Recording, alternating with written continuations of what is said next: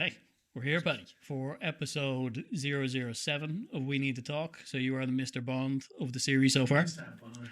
I would like you to introduce yourself in the best way you know how, because you are a man of many talents, as we'll discuss as we go through. Who are you and what do you do, Patrick? Give me that one already. Yup.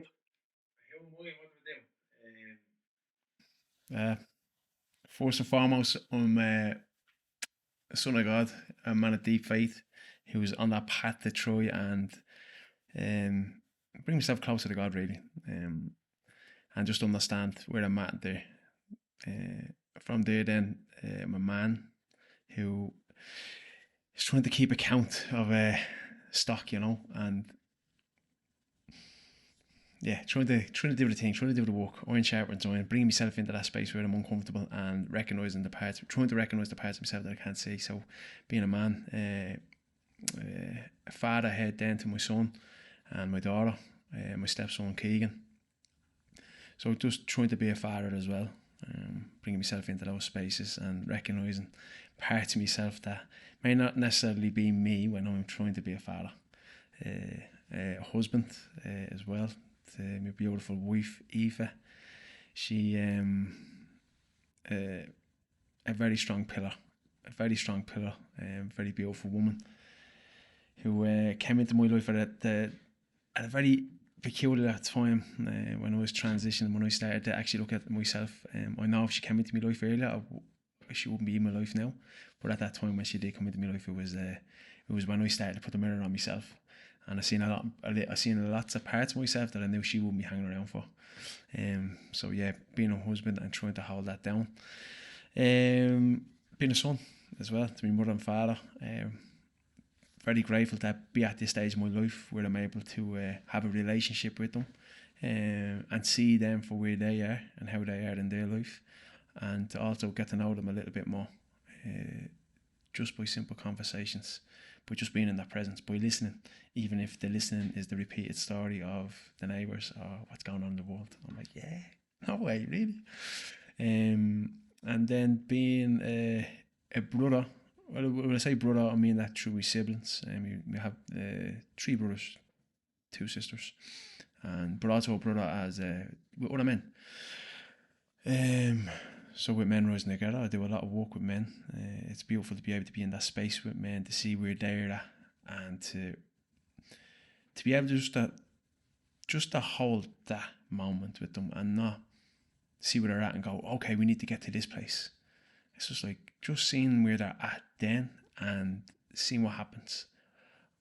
You can bring men into spaces, and the work that I'm doing there with men rising together, you can bring men into spaces that can get them to a place very quickly, which holds off on a lot of integration. So it's understanding that, and just the gratitude that I have to be able to see men where they're at, in the highs and the lows. And then as Breathwork flow, as an entrepreneur, as a sole trader, I'm doing a lot of work there the past 5 years.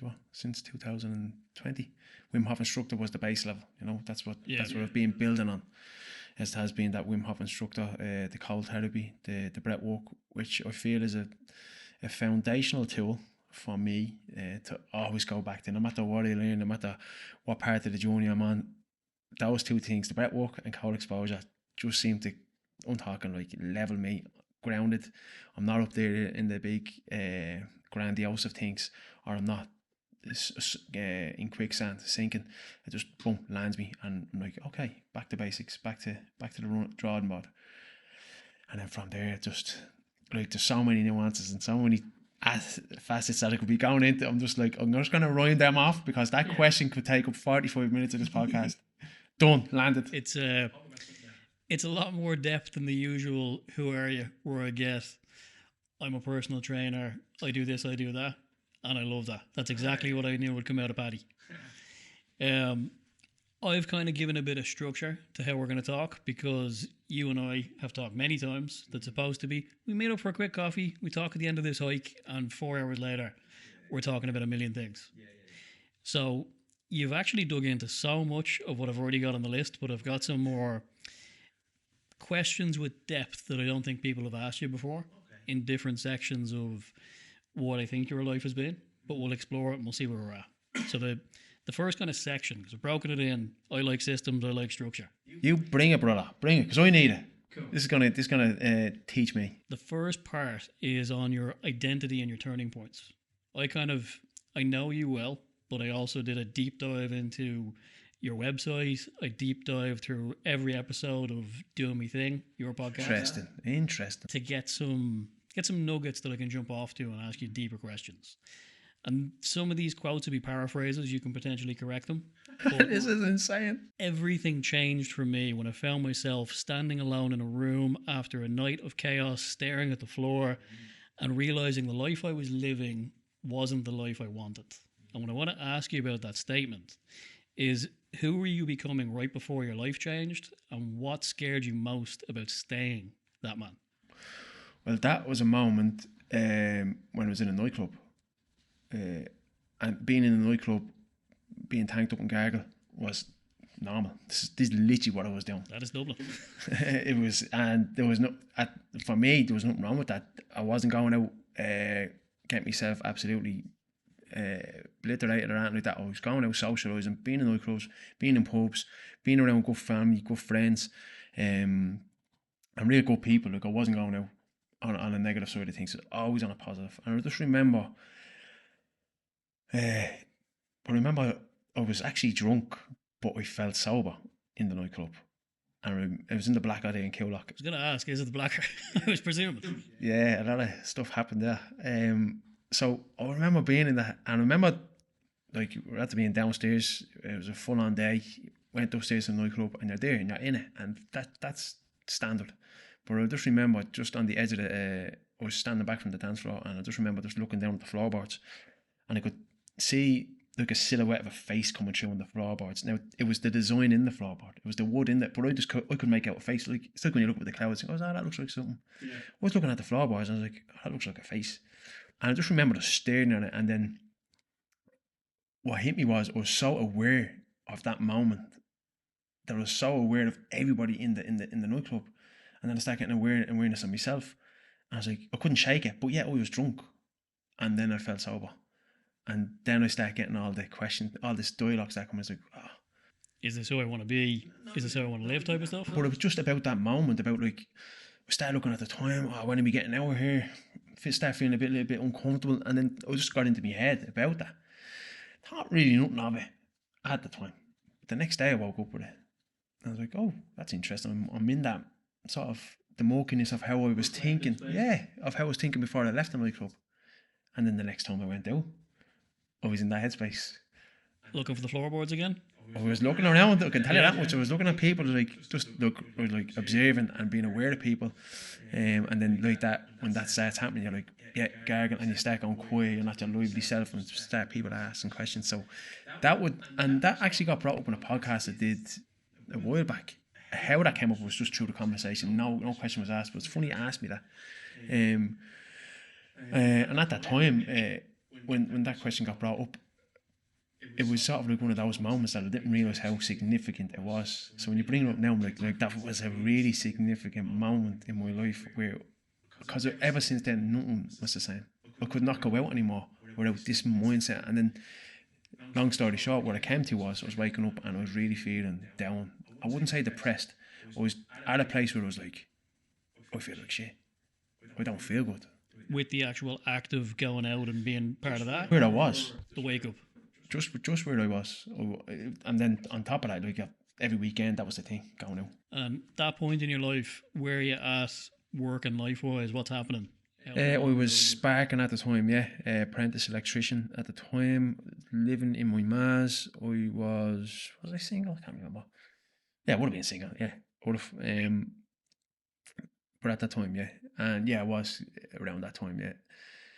Because I think there's probably a lot of young men in Dublin that will reflect and respond to that story and kind of resonate with it, who are in that same routine of, there may be apprentice spark, apprentice whatever, because I'll talk to a lot of young lads that are in that space, and it's that, oh, it's the weekend, we go drinking. There's nothing else that is there apart from work, party, hangover Sunday, hate Monday, repeating into it. And I do believe with everything there's a sell by date, you know what I mean? And that just happened to be a set. And look, I was fairly young. I was like 23, I'd say, when that happened. Because I remember getting into toy boxing then when I was 23 going on 24. And one of the things that happened to me in that time as well, I had to start working nights. So I had to do 6 months of working nights out in Phoenix Park Garda Station, pulling in fire cables and stuff like that. So I couldn't go out the weekends. Okay. So it shifted the reality without choice. Yeah, so I was working the weekends and I was working nights. So my whole routine went out the window. So it was like I was given a chance to have a bit of reflection and a bit of space. It was mad. It didn't bother me staying in. It didn't bother me because I knew I had something to focus on the weekends. But I had nothing. Once those 6 months were up, I was back to the drawing board. But in those 6 months, toy boxing came up. And my brothers were doing it, my mates were doing it, and they were all talking about it, and I couldn't go. But in my head is, that's what I'm doing after these 6 months. I'm going to go. But I only started off with a Monday and a Wednesday class. And then he opened up a Friday class. So I couldn't go out Friday nights. I was like, I didn't want to go out. There was something, I know, I'll train Friday. But I'll go out Saturday, so it'll be all right. Yeah. And then he opened the Saturday class. I was like, I'll try Monday, I'll try Wednesday, I'll do Friday and Saturday. And then my weekend started to dwindle away. And if something big came up, I'd go for that. But other than that, my weekend started to dwindle away. Relating back to as that young man, if anybody is listening at that stage and you are going out in the party lifestyle, you will know when something changes within you, whether that's mentally or emotionally. You'll know. Me trying to tell you, something's going to happen now in the next few years, that means nothing. You will know when something changes in you. You'll have your floorboard moment. You'll have your floorboard moment. To be really drunk, I wouldn't say drunk, like falling all over the place, but I was well on in that place and I sobered up very quickly, and that feeling didn't shift at all. So if you didn't have that moment and didn't have 6 months and nights that knocked you out of drinking, what kind of trajectory do you think you would have been on at that point in life? So I definitely have a now gill for the gargle. My relationship is good, but the drink was definitely a staple socialising thing for me.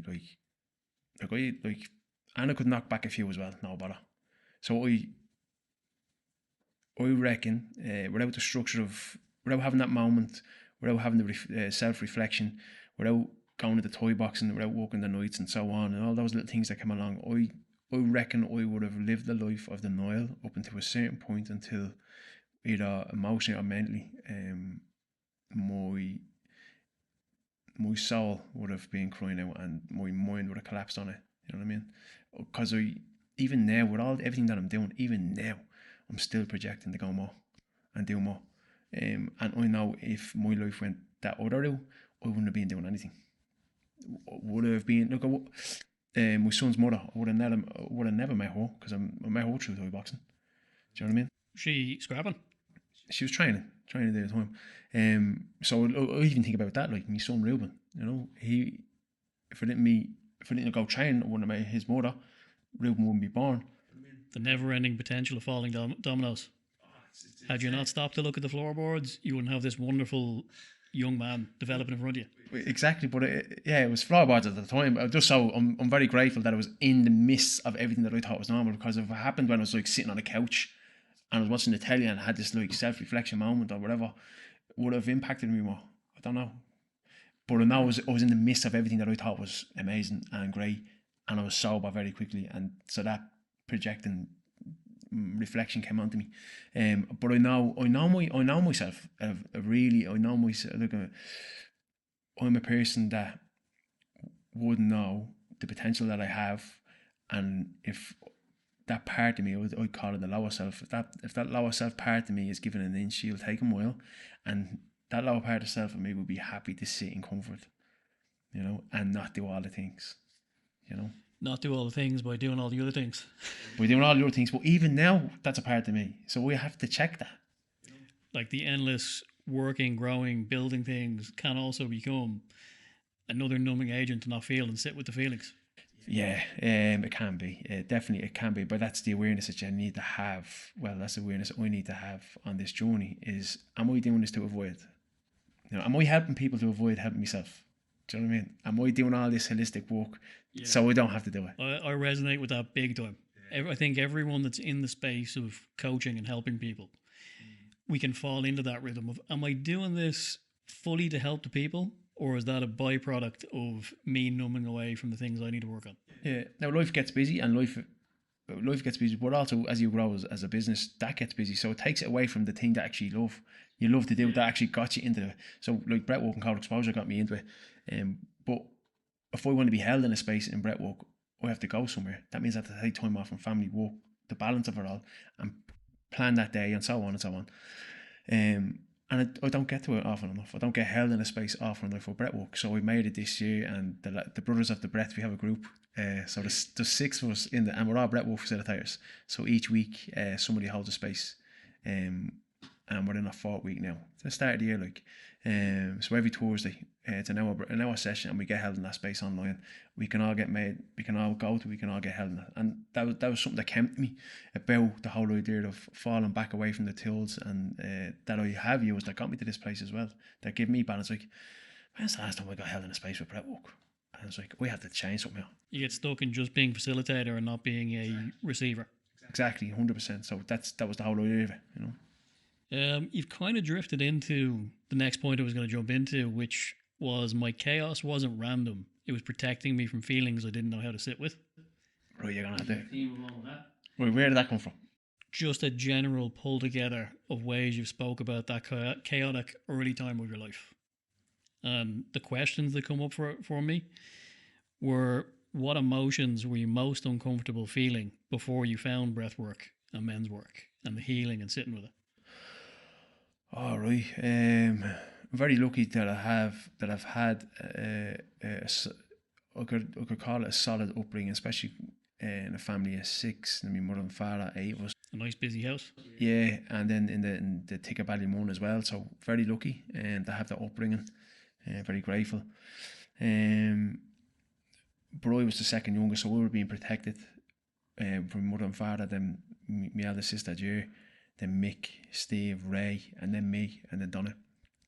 Half the time Donna was protecting me as well. So I have been fairly looked after and protected in lots of ways. And I had that support and network and family unit around me, my cousins and my aunties and so on. So when it comes to sitting with stuff, I had a lot of outlet, a lot of things to be able to do. Yeah. That was able to shift the energy. Didn't have to. Nothing set stagnant because you were doing things and moving through and talking. We were brought away every year and to Donabate, and just to be around that family that felt like love. You know what I mean? So yeah. I always felt like I had something there. When you asked that question, what I was brought to was at that time in my life around 2017, when me and my son's mother split. Like, that would have been a time in my life where the walls fell down, because I had a structure in my head of who I was and what I was doing and how things were going to go, and then boom, rug pulled out from underneath me. So that was the end of that. And then I think about the feelings and everything that would have been going along with that. Like, definitely anxiety up through the roof, man. But almost like I wouldn't say paranoia, but like, oh man, just the stuff that used to go through my head. Like, I'd be driving around and thinking, do you know what I mean? I'll be going to, what's that gym? The gym that opens up all hours. Oh, Flyfit. We'll be going up there at 11:30 at night, 12 o'clock. Just not affiliated with the podcast whatsoever. But because I had no, like, all my structure was gone. So I had no structure. So me going up at 11:30, 12 o'clock at night is normal. Do you know what I mean? Me driving around the car doing absolutely nothing. No. It was you trying to grab some kind of a structure or distraction. And like, the only structure I had at that time then would have been back in my mass. You know what I mean? And she would have been, like, again, being looked after back in my mass, cooking me dinners, washing me clothes, making sure there was up for work, all that type of stuff. Getting looked after. Never got to really sit with that. And then myself and my brother Ray moved in together. Is that the gaff over in Coolock? Coolock, yeah. And when we moved in there, like, yeah, the stuff, that's when everything started coming to the surface. Because, like, 2017, 18, going out, single, drinking, avoiding, not facing anything, because you're getting looked after back at home. And then when you move in on your own, that's when the demons crawl in. That's when all of it starts kicking off. And it kicked off heavy. So the stuff that I've been sitting with, what was that? I'm just going to, because I went off, and what was that question about sitting with it? What emotion were you most uncomfortable feeling before you found breathwork and men's work? So what was that feeling you were kind of running away from? Denial. Absolute denial.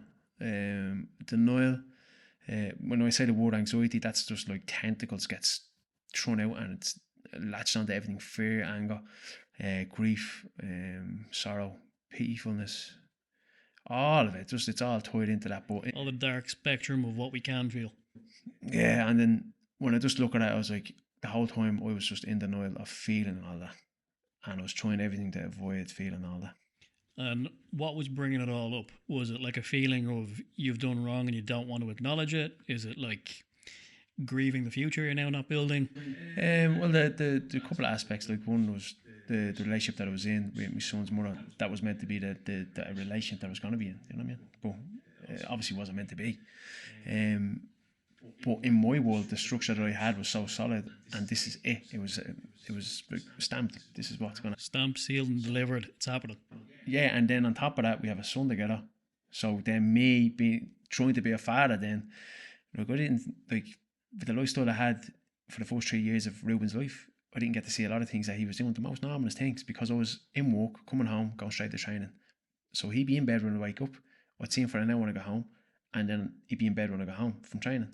And that's the first 3 years of his life. So I didn't get to see the most. Now, over the weekends, but even the weekends I was training. So he'd come into training with me, and then after training, we'd be going up to his nannies or something like that. So it's only when I lived on my own, and I minded him for like 2 weeks straight. So I got to see him having breakfast and all. I got to see him walking around on a nappy. I got to see all this stuff that was like, oh yeah. The small everyday things that in that moment is like, I get to see him do this. Yeah, and but that opened up a Pandora's box for me. It was like, oh, and I had to sit with all that.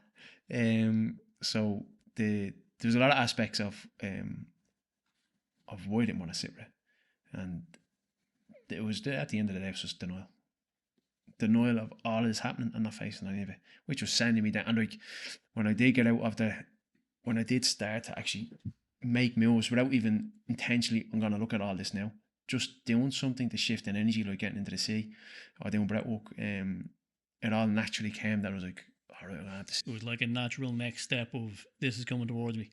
Yeah, and I'm just gonna have to deal with it now. Is it a fair timeline to say? So you say about 2017, is that when Ruben's born? No, he was born in 2014. Okay. So that kind of stretch of time between then and 2020 when you dig into breathwork, right? 2019 would have been the personal journey where I went into the sea, the breath, the ice baths, the workshops, all that type. Because that's what I'm going to dig into next. And this is definitely paraphrased because I found you say it a few times different ways. But breathwork became the bridge that brought me back into my body and into deeper parts of myself that thinking could never reach. Ah, yeah, 100%. Still to this day. So the bridge is simply because this part of the brain that we use now, the prefrontal cortex, like for me, this is the easiest way you can explain it. That is literally the filter for all the stuff to one. That's the so if love is coming at you 100%, love, and this is like just like a little drop, and it's coming at you 100%. It has to go through this before it gets into the body. It's the filter before things can come in.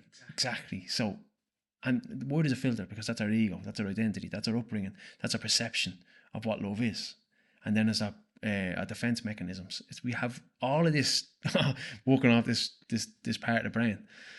So that's for stuff coming in, but it's the same for stuff coming out. You want to tell somebody how deeply you love them, and there it is. It's right in the heart, and it's coming up. And the closer it gets to the surface, the filter it's going through. And by the time it comes out, it's that little, oh, I love you. Yeah, it's not a big deep, I love everything about you, this is why I love you. It's held inside. And then it's going, and it's coming, and it's just like it's not stopping. But it's not even being said; it's being felt. So the breathwork being the bridge is because when they're doing the breathwork, the prefrontal cortex switches off, like the lights go dim, it gets lowered down. And I've learned this with psychotherapy and counselling, that they say, oh yeah, you go into the subconscious and the unconscious, and it comes up to the surface. Well, the subconscious and unconscious is already at the surface. What stops us from actually tapping into that is our prefrontal cortex. So that part of the brain is actually the blocker, let's say, for the unconscious and subconscious to come right to the front. And And it was great learning that, because I always said that when you do breathwork, this part of the brain switches off and the unconscious and the subconscious come up to the surface, but they're already there. It's just that one thing got out of the way. It's just that defender at the gate, letting people out. 100%, right? So now, with the bridge being the mind-body connection, so I'm all in my head, yeah? And now I do the breath walk and I'm in it. And you can open the gates, let everything out, let everything in. So I go from the mind into the body, but I feel it. You know, I feel it on my body now. I feel it in my heart. I feel it in a space in my belly, or it could be on my chest. I feel it, and there's no thinking. Whatsoever, and you're just in it. And so that would be how I'd look at that, and that's where it is, the bridge. For anybody that hasn't done breathwork, specifically Wim Hof, which is obviously your main breathwork bag, can you maybe condense your story of your first magic experience, the floating off the bed? Yeah. At that point, right, so I heard of Wim Hof. I knew what he was about. I tried to do 2 or 3 sessions, not with an instructor or anything like that, but my brother and all, he was doing it. Just a free app or a YouTube or a... Yeah. Lads getting together, let's breathe. Or else I went to breathe with Noel. He was doing the Wim Rise down at Portmarnock Beach, the shelters where people go down there for sunrise to do breath walk and they can get into the sea. And I went down and nothing was landing. The breath walk I basically was doing it all wrong. So I remember saying it to my brother, Ray, and he shows it on YouTube. So I went down, had a look on YouTube how Wim Hof is showing me. I goes, right, now I'm going to do it. I know how to do it now. So I did that. And that's when I'm lying on my bed and I'm just doing the breath walk. And I call it I call it an out of body experience. But basically you're not aware of your body and what you're meant to be doing with it. So you stop breathing. And I see it all the time. People be in the breathwork situation and they're just going through it. And next of all, I'm still saying, continue on with the breath and so on. And they're just not breathing, they're just lying there. Having experienced that from you multiple times, I know what you mean. They're gone. They're gone, right? So they're just not aware of the body. And you see when you come back into the body, because you take a big deep breath in, and you just see that moment of, oh yeah. And then you just see them go back into the breath and they're just continuing the breath then. So you have that moment of gone, and then you have the moment of coming back in. So that's what basically happened with me. But in that moment of happening, I never meditate before, like 8 years, going on 9 years of like doing professional Thai boxing. I knew mindfulness and a little bit about visualization. I never practiced it. Meditation for me was just like, I don't get it. So when I did this breath walk, I went straight into it. Straight into meditation, straight into that whole idea of out of body experience, whatever. Lying on my bed, and this is the experience I had. I'm in an echo chamber. So when my thoughts were in echo, I could hear the thoughts of my echo. No, I could hear an echo of my thoughts. So if I was like, oh, this is meditation, I would say that as a thought. Oh, this is meditation. And the echo would happen. Oh, this is meditation. Oh, this is meditation. Oh, this is meditation. I'm like, and I was like, oh, that's like an echo. Oh, that's like an echo. Oh, that's like an echo. It was like, wow. That was happening. I'm like, this is like psychedelics. It was kicking off, man. So when that happened, I started coming more into awareness of like, oh, I'm actually in meditation. Oh, so this is what this feels like, you know. But then I start getting this sense that my clothes are getting pulled away from me, the gravity. I'm like, oh, it feels like my clothes are getting pulled away from me. It feels like I'm actually floating. This is mad. And it was so intense that I was like, oh, I'm just going to put my hands on the bed just to be sure. Make sure I'm not in the ceiling. Just to be sure, yeah. But when I wanted to move my arms down, I just felt like they just went down. It felt like they just pushed through a very, very thin layer of sand. And I could feel something coming over me. And I got the fright of my life and I bounced up out of it. But I was lying exactly how I was on the bed when I started. I just went off, and that was the fire that kicked it all off. And then I had the fire in the belly for wanting to go and learn more about breathwork and cold exposure and Wim Hof. That was literally because once that happened, I was hooked. As much as the fright as I got, I was hooked on it. You were all the way in. All in, fully in. Fully in. And from that moment, because I've got some more emotionally charged questions around all of that, but selfishly I want to know about the journey of, you get from that, was it straight into app to figure out more Wim Hof? Was it straight into how you Wim, I want to do your course? How did you end up over in Poland meeting the Hof? That would have been in the start of 2019, and I was just doing it every day. Just breathing every day. I mean, doing my own thing, and then you start asking, I wonder where you can do a Wim Hof workshop. So you go online and search, and I found Breathe with Noel. So I did a workshop with him, and then he was doing a workshop up in Philly McMahon's place. you pay for 2 workshops, so I ended up doing 3, and then at the end of 2019 I did one with Love and Action, that's with John. So I got a few workshops and in between those workshops I was just continuous, I was just doing the breathwork. Daily practice, get down, go through the rounds. And it wasn't even a daily practice because I didn't think about it. I was just doing it. I know a daily practice to me is something I have to think about. It's like, I have to go and do this now. That's my daily practice. It's nearly now as automatic as breath. I remember that. There was no thinking.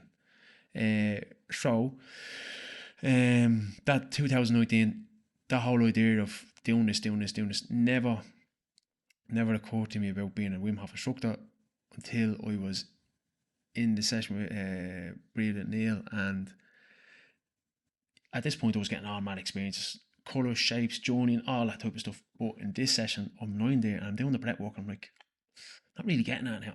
Do you know what I mean? It's not how it used to be. It's not landing the way it's always been landing. And I'm lying there and I just go, you know what, I'll just keep breathing. I'll just accept it. All right, this is what it is. So I'm lying there, and then I went into that space of just lying there. No breathing, no nothing. But my mind was going off on.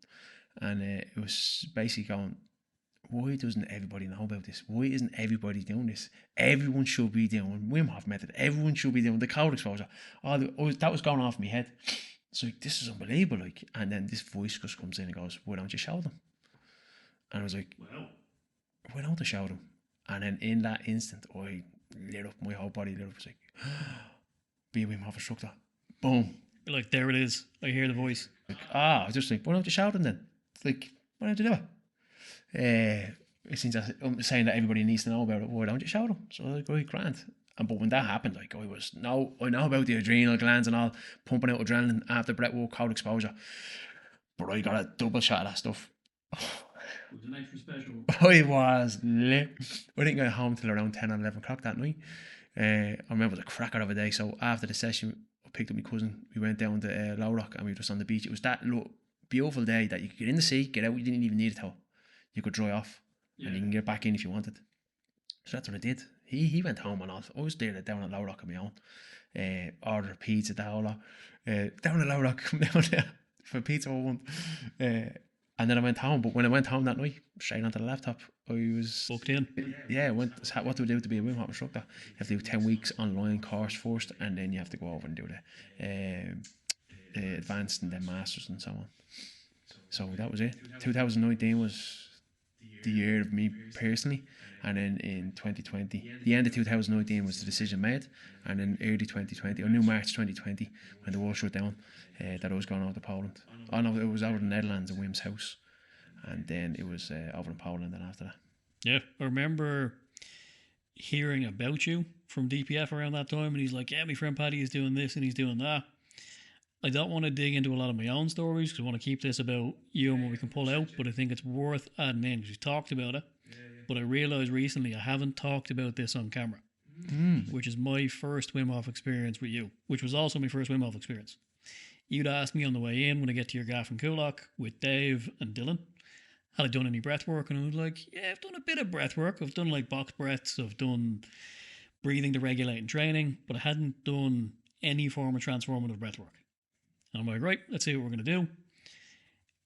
We chilled out. You got us nice and calm. We went up to your makeshift studio in the box room of the gaff, lay down on the ground. It was magic. It was a bit weird because I'm like, right, I'm going to this random gaff in Kulak, someone I've never met. I'm 5 minutes away from my work. Yeah. Lay down, and I thought it'd be 30 minutes. So I had timed the day. I was supposed to be in work, and we went probably 2 hours. So I was an hour and a half late for work. But we lay down, we go through the breath. I was in a previous relationship at the time with my ex-partner, who was a wonderful woman, but we weren't aligned vision-wise with what life should look like. But I was suppressing that. I was ignoring that and thinking, I've signed up for this to be life. And we go through our breath work. My partner now, Anya, was in my life as a friend. Thought, this great chick, interesting lady, she's a good friend. As we got to the end of the 5th round, or it might have been the 4th round, it might have been the 3rd, I don't know, because I went to another dimension, I get a vision of my future. And it was Anya, it was 2 kids, it was me coaching men to be emotionally regulated, to be better, to be happy. It was a whole different future than what I thought I was having, with a little layer of a blur, because I wasn't 100% sure it was Anya. The moment I came out of all of that, and we go down and we do the ice bath's the bit I barely even think about. Because I remember getting in, I'm like, this isn't cold. This is alright. All I was thinking was, I have to change everything about my life. Wow. And walking across the road to go to work in the gym that was 5 minutes from your gaff, hour and a half late. Me now ex that's in there was, where were you? I was like, I was doing the breath work, 2 hours, leave me be. Sitting in another dimension while I'm on shift in this freezing cold gym. And as soon as I finished the shift, I went to Costa in Northside Shopping Centre, opened up my laptop to do 5 minutes of journaling. I'd never done journaling before. It was 3 hours of journaling. Wow. Where I just emptied everything out. And when I was done, I'm like, I need to call her. We need to meet up. I need to end things. And I know what I'm going after. And pretty much from that moment, I'm like, I'm marrying Anya. We're having babies. I'm changing the structure of what I'm doing with coaching. Because at the time, it was all service level. Get you jacked, get you strong. No substance. So I had a completely life-transforming breathwork moment in your old gaff and kulak. Powerful. I think it was only charging €25 as well. I can't even remember what it was at the time. Dave was like, give us cash, and I'm like, grand. But what does that go back to what I was saying earlier on about the breath being the bridge? Like, all of that was in me. Like, Could you have like 3 hours of journaling? not a chance. That's our feeling, brother. And the idea of sitting down with a journal for 3 hours coming from the head, you can do it, but is it serving you? You know what I mean? You knew what you were doing when you were sitting there journaling for 3 hours, and you knew something came in. Like, going back to that, looking at the floorboards moment, you knew something changed in you. Yep. Mine was looking at yours healing. I'm looking at the floorboards. You're looking at the ceiling.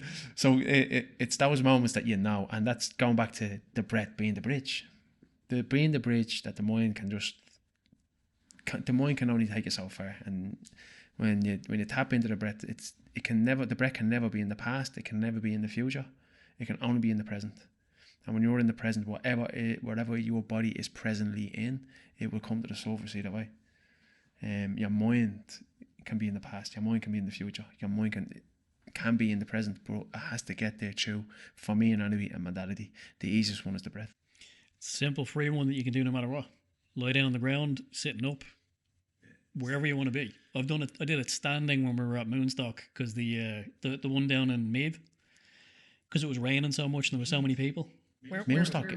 Yeah. The festival, Moonstock Festival. It was so jammed, there was nowhere to lie down. I was outside the tent and it was raining, so I actually did it standing. I'm like, I could do breath standing. Well, be wary of that. Be wary of that. Cushions around you.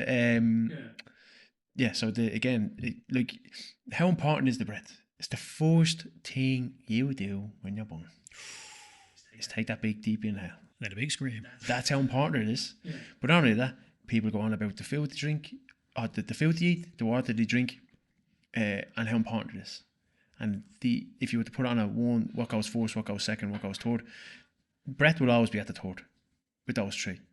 But then when you actually weigh it up and say, hold on a minute, how long can you go without breath? Or how long can you go without food?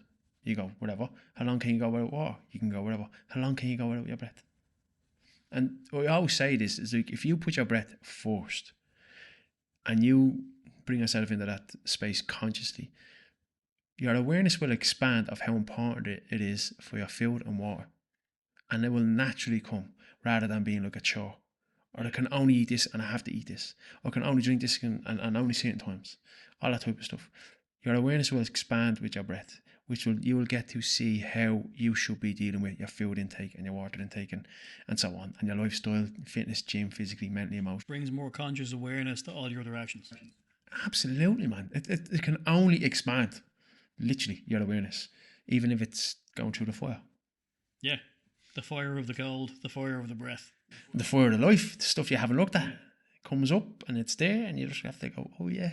And I'm actually going to dig into one of the more emotional questions around the breath work, which I'm eyeing up, because basically for all of these, we have a few questions and I'm kind of going, which one works where the conversation's flowing. Yeah, whatever they're feeling. And I'm going to ask you one about you to speak in the eye for you, but then speak for one about men in general. First is the what has breathwork shown you about yourself that talking never could? We've kind of glimpsed all of that we've talked about, but those feelings you were repressing back before you discovered the breath and all of that, what came up to the surface from breathwork that you couldn't have got to with sitting and thinking? Taking action. Definitely taking action. Like, again, go back into the feeling of it. To feel the power of yourself through a visualization of seeing yourself in that position of where you want to get to, of what you want to be. But to feel it, it's like, oh, I'm there, I'm in it. I'm all over this now. And it's like, and I'm very lucky as well to have the awareness that I have. So I don't beat myself up for not being there. So if something comes in, it's like, you haven't done it. You haven't not done this. You said you were going to do it. I don't go, oh, I don't beat myself up. When I'm in there, it's like, you haven't done it. It's like, oh, okay, now I'm doing this because I'm all over this right now. I'm in it. I can visually see it. I can physically feel it. I'm emotionally attached myself to it. I'm having the experience. So then it's like, right, that's it. That's it. I'm not so action. So for me, it was. And is it that kind of action because you're able to sit in future, past, and present at once in the moment? Because you can kind of feel what it can be like. Yeah. Do you ever have the experience where you're just sick of yourself? Yeah. Just like, and you get angry. It's like, oh, and you have a moment of, no matter what you put in front of me, I'm going to do it. No matter what you say to me, I'm going to do it. Like, if it means taking action on something. But that anger lasts for a moment, and then you land, and you're back at home. You're back into the same feeling. Yeah, just back in the feeling of like, man, it's all right. So I can handle this. We can just sit. Yeah, I just had a bit of a blowout there, you know what I mean? Yeah. So I'm just going to, oh no, right, I'll get something done. I'll do it, don't worry. Because it's bringing up some interesting thoughts around psychology when you're talking about getting the prefrontal cortex out of the way to be able to have these thoughts. Have you, in your studies, because if you're going through psychotherapy and all of that, that'll be its own discussion. Have you come across Maxwell Maltz? I heard of Maltz, the psycho-cybernetics guy? No, I haven't dived into them at all. So he has this concept of retraining the unconscious mind for changing self-image through using senses to create essentially a new picture for what your future can be, because it's his understanding that past, present, future, in terms of your unconscious mind, doesn't know the difference. Yes, all is one. I believe that as well. He's used the senses to be able to paint a picture of what your future can be and believe it as if it's the future, or believe it as if it's the present. Yeah, so the neurological pathways are actually for them like that. Yeah, so it's like you're experiencing the thing that you want in the real time.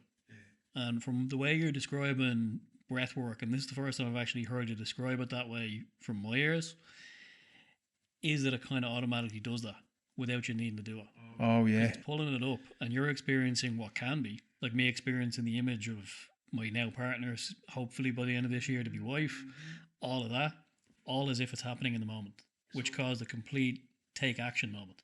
So you have the physical, then you have the mental. And I think the one that fuses them together is the emotional. Yeah. So for me, that's what happens when I'm in there. And that's what happened so many times when I was in there, where I would feel that emotion. Because like I said, when you're angry, someone does, like, for instance, a very simple analogy. You were meant to do something for ages and you didn't do it. And then somebody goes mad at you for not doing it. So you get angry then because they got angry. But then you're more angry at yourself because you didn't do it. Every time. And then you go and you absolutely blitz that thing. You're like, I should have done this 6 weeks ago. Yeah, right, that all comes up. That's another story. But look at the emotion that was behind it that got you to take that action. Off the bat, and like I said, nothing would have stopped you. You just done it. That thing you said you were going to do for ages that you didn't do, eventually come to an emotional space where it's angry and frustration that it's not done, and somebody took it out on you because you didn't do it. Or relate it back to the breathwork. When I'm in there, there's the mental mind thinking about it. There's the physical body feeling it. And there's the emotional now, fusing the two of them together. So that's where it was like, it's like the three of them coming together and going, right, now the neurological pathways are fired enough and it's connected to the body. Now I'm going to do it. It's a transformative moment to allow you to completely shift everything. Yeah. If you want. Yeah. And for me, and anyway, when I was in those spaces, I always had space of, I wasn't naive. was like, oh, now I'm going to do it. That means I'm going to have to, like, tomorrow, that's it. I'm not taking the kids to school because I have to go and do this thing. I'm not cleaning up the house because I have to go and do this thing. It's like, no, we're living real life here. exactly. But the charge is there. And the time, you actually start looking at your time. Hold on, I'm wasting time over there. I'm too long on this. That drive should only take 10 minutes. I'm taking half an hour by the time I get there. I'm stopping in for this. I'm going up to this person before I see that thing. Your time just goes, I know where I'm going to slot all this in. It's got to compress the things, get them done at the reasonable interval instead of stretching things out. Yeah, just on that one, when you said about your man Maltz, is it? Yeah. Psych K. Psych K. Psych K is very good. I've done that. Psych K is basically sending a message into your subconscious, unconscious mind. That message being a positive affirmation or a different perspective of how you look at yourself. And is it just a vocalization of like... Yeah, so it's a physical and the vote. I don't want to butcher it, but basically Psych K, look it up, I've done it and it definitely shifted me. The affirmation that I'd use is I live freely and confidently with the decisions that I make in my life. I like it. Yeah, so I think I might have had an experience with that with a hypnotherapist. yeah. I didn't do a session with him. I actually used to coach him in the gym. And one day it was a rare opportunity where nobody else was in the room. Because I didn't usually want to call out what he was doing because I thought it was a bit of hogwash. And a really rare chance was nobody there. And I'm like, listen, what do you actually do? I'm not going to lie to you. I think you're a snake oil salesman. And he's like, well, I'll break it down for you. And I'm like, show me something provable. Because I'm like, right, people pay him 150 quid an hour to stop smoking. And I'm like, what are you really doing here? Because we're in a gym, he has a really practical example. He gets me to say, I'm small, I'm tired, I'm weak, repeatedly. And then I try to bench press. And I'm weak. I can't move what I usually move. Then we put it up to the heaviest thing on the machine for the bench press. And he says, let's create some positive affirmations. And we come to strong, powerful, happy. And I sit there going, strong, powerful, happy, strong, powerful, happy. And I start repping this thing like it's empty. And he'd kind of done a bit of staring at me, and we spent a bit of time working into it, but it sounds similar to that of the... Well, there's an actual test to see what's actually lined up to your unconscious, subconscious. So your name, Matt, yeah, Patrick. Yeah. So a practice is you put out your arm like that, you close your eyes, and you'd say, my name is Patrick, and the practitioner will push down your arm, and you should be able to hold that strong. Yeah. So that's it. That's reaffirmed. So you know it's in there, but then you start saying, my name is Matt. My name is Matt. And that practitioner, no matter how much force you put in there, your arm goes straight down. So the affirmation could be, I love myself. And your arm goes straight down. You know what I mean? Interesting. Yeah, we'll have to dig into that one and look into some books on it. So Psyche, very good it is. But the affirmation so that was my affirmation. I live freely and confidently with the decisions that I make in my life. That has to really sit with me. There's a whole lot of other stuff behind it. But then when you do that to me there, and I say that affirmation, I live freely and confidently with the decisions that I make in my life. My arm should in theory stay there. Solid, you know? So the affirmation has to be present and forward thinking. No, I want to live. Yeah, when you say want, has to be spoken in the present. Yeah, so I live freely and confidently with the decisions that I make in my life. So I know I'm going to have to make decisions coming into my life. And one of the things that was holding me back was making confident decisions, even if they were beneficial for me. So I was like... And is this a daily practice now, or just whenever you need it? It really got brought up to the surface at the end of this year. It was like, whoa, I have to make decisions. Oh, yeah. Back in, but at the time when I had it written everywhere, had it on my phone, and I was constantly saying it because I was going through big changes in my life. I had to leave my job. I didn't have to leave my job. I left my job. I was changing my career. Was moving in and out of different locations, houses, making big decisions in my life at that time. So I needed something because I knew. See, I know. And it wouldn't. I got that feedback done in, was it 2018 or 2019? I can't remember. It's on my Instagram page, where I actually have the Psyche report of when that got done that day, and I was forward thinking on what are people going to say about me, how people are going to see me, and what's my affirmation, and like all the things that gets like that now bypasses. So it's where I am in my life. I'm past that Psyche report. I basically need a new Psyche report now. You've achieved what you were looking to achieve. Exactly, because when I read it back, I'm like, that is gas. It's there. I'm going to redone that. Yes, actually, yeah. And I know Rob Sheridan, if anybody's looking for a psyche practitioner. You send me all his details. I'll put it in the show notes. I can say things like that now. We can like put all this in the show notes if we're talking about something. Flashy. Yeah. Our next section is something that is very important to me and you in the same way, which is men's rising together and brotherhood. And there's two jumping off points before any questions. This is a paraphrase of when men finally sit in a circle and feel safe enough to tell the truth, you realize how much pain has been living behind the silence. And the other jumping off point, which is my motto after coming back from Scaffold Pike, when men walk with integrity, women and children walk in safety. They're two vital parts of that brotherhood to me. So what is men's rising together? What does it mean to you? For people who don't know yet. Yes, Men Rise Together started back in 2021. Myself and David Patrick Farrell, absolute pillar of a man. Put it this way, when me and Dave started in this journey, we were fairly loose on what we thought being a man was, or what men's work was. And then we went to Inward Bounce men's retreat, and to sit in a circle with men and then sober and hear these men speak, I was like, what is going on? And at this stage, I'm well used to understanding plant medicines and being in, and where you have this psychedelic experience and you're brought out there and emotion can get brought up, but to do it in a sober space, Powerful and magic. that was the medicine.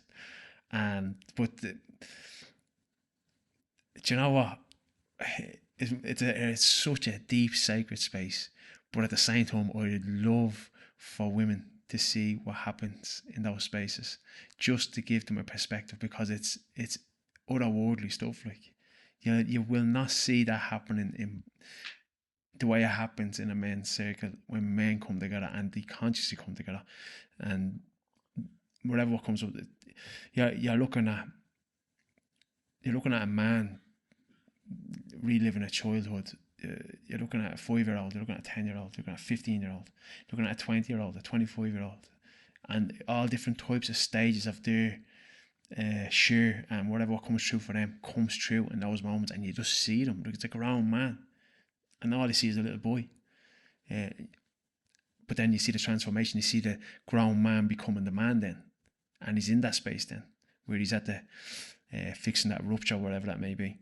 It means a lot to me, and how I could go into so many different things. I just know how emotional I get if I'm in a space with men, whether I'm part of the space or whether I'm holding the space. I just know how emotional I get, and the emotion, man, when I hear men talking about their upbringing, when I hear men speaking of their children, of their partners, or what they're going through, my heart's on my sleeve, like my heart's in my throat, and I have to hold it, you know what I mean?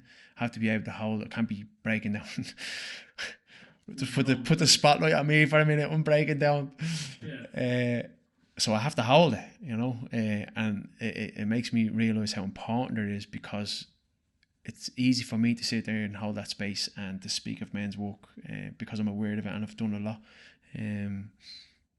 But it's really important to me because there's so many men out there, lost, man, and they are so lost, so far gone beyond any imagination of how powerful and strong they could be as a man. No fault of their own, whether that's through society or their upbringing, or what perspectives they have on life. That reality of what it's like to be a divine man, a man that's balanced, a man that lives from his heart, directs himself, has accountability, integrity. He's able to actually rationally think. He's able to own himself, like own his own stuff. If he does make a mistake, or if he doesn't show up, if he doesn't be the man that he can be, he's able to own it, and he's able to foretell it. He's able to say, "Look, I know I haven't been showing up." To see a man to see men know what it's like to have a relationship with people, whether that's their partners or public or their work colleagues, because they start to see everybody else in on their own stuff and what they're going through, and then they realise that they have a community, so they don't feel excommunicated. You know what I mean? Like the support you see even inside our group chat for MRT is like nothing I've ever seen anywhere. One lad might be having a rough day and put something small in about it. Recently, without using names of people, two of the boys just went straight down and met him. other end of the country from where they live and spend time with them, which is beautiful to see. Yeah, I'm sure they will listen to this after we put it in the group and they'll feel that. I met them that morning as well. Just I didn't even know. Just happened to meet them that morning as well, and it's just like, wow, this is incredible. Like, you know, but that's the beautiful thing. The whole idea of the lone wolf. You know what I mean? The lone wolf only gets you so far. Yeah, it's a romanticized idea that doesn't really work. That mentality of like being up in a mountain in a log cabin on your own, living off the land, and that's just you. Like, that's what we're not designed like that, especially men. Men need that love. We need a tribe. We need a community. And they need their comfort. They need a companion. They need a soul beside them. They need the reality that they're not on their own. They need purpose. They need structure. They need guidance. And through the men rising together, that is part of it. To bring that into men's lives, like Dave Fredel always says, it's like you have one man here today. That's one community, or that's one family. That's one son. That's one father. That's going home better. So if that's just one man, then that man going into a family expands. That family going into the community expands. That's just one man. Yeah, one man makes impact to maybe 100 by nature of relation to the next person. Exactly, yeah. And then that one man, like I don't know about big families. I have a big family, and there's always like somebody in the family that's not on a pedestal, but they're seen in a different light to everybody else because they achieve something in their life. They've done something in their life. You have a community that sees somebody in the community that's achieving something, done something. They're up there. They have that limelight put on them because of what they've done. The same applies for a man that is applying himself. A man that is showing up every day, a man that's doing the work, and a man that can take responsibility and accountability for his life. People see that, whether that's in community, your job, your family, your neighbours. It's seen and it shows, and curiosity then comes in. It's like, what's he doing? He looks like he knows what he's doing. I want some of that.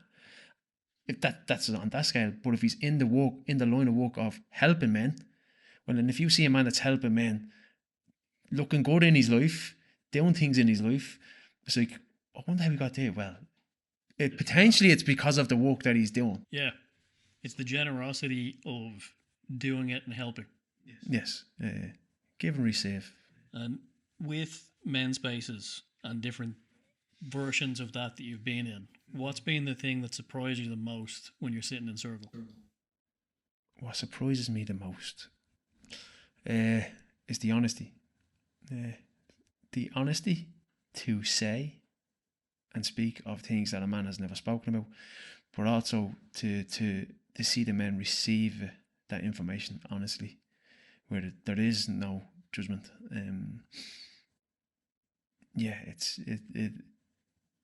That's what I meant by saying, if people could just be a fly on the wall and see what happens there, and like, it blow their mind, like, yeah, because this is just alien, the stuff that happens in those spaces, and I'm very grateful that it can only happen in those spaces, because I believe that if that work could not be done without those spaces being created, when the likes of what we're doing would be diluted.